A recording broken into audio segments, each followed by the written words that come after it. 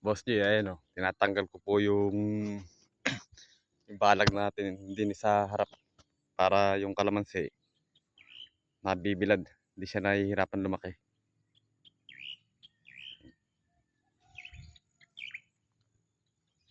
Inuunti-unti ko pong binabaklas yung balag para di sila nasisilong. Ayan po yung kalamansi nyo. Malinis po. Ayan. Wala pong kuwan yan. No? Tapos yung damo.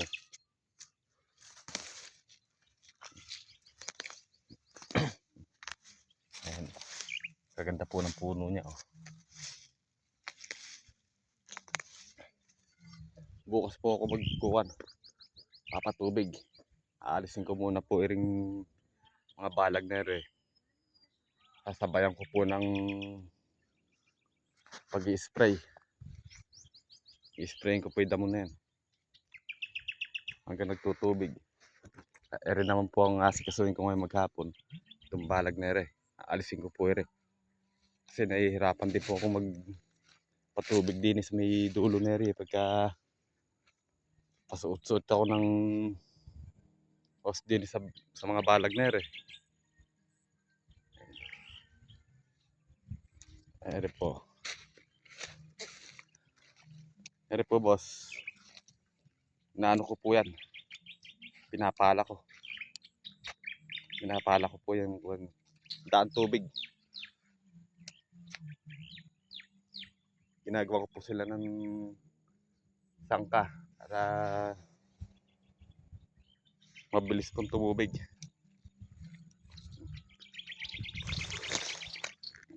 Ere basa, basa pa po yung lupa nila.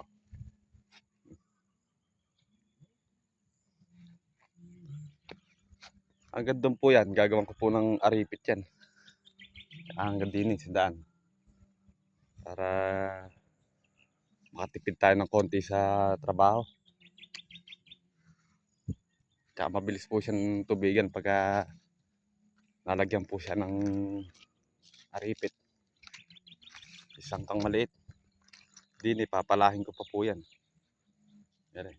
Papalahin po yan. Alisin ko po yung mga gitna na yan. Para yung tubig, kalamansila lang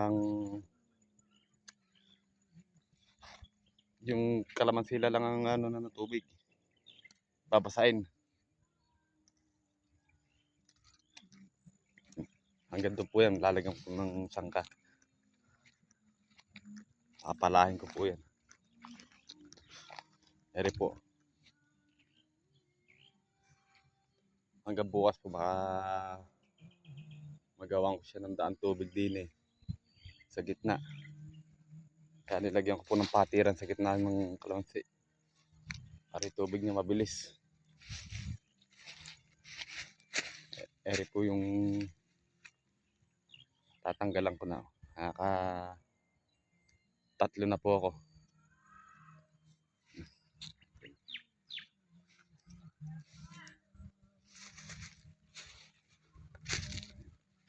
Malinis po yan boss.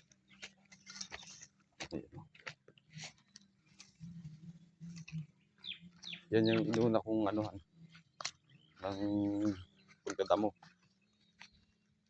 Eri po yung sanga niya oh. Yung bago niyong sanga.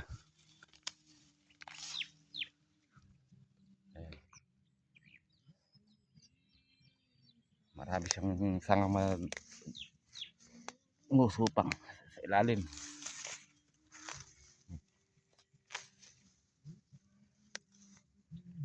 Yan po yung dinadamo ko dyan, yung gilid ng puno. Ikot. Tapos eri naman po, kukunin ko po eri. I-spray po yan. Lahat. Bobombahin ko po yan para puro kalamansi lang yung makita nyo. Para masiyahan tayo, para maganda siyang pinanonood.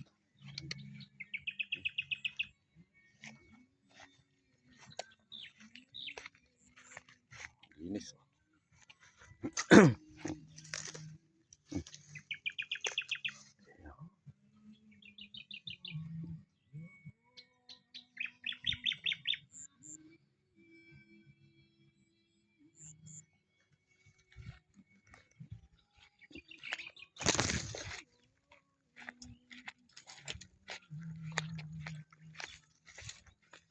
Kaya ang bobombahin ko dyan, boss. Kaya ayun, madami na yun.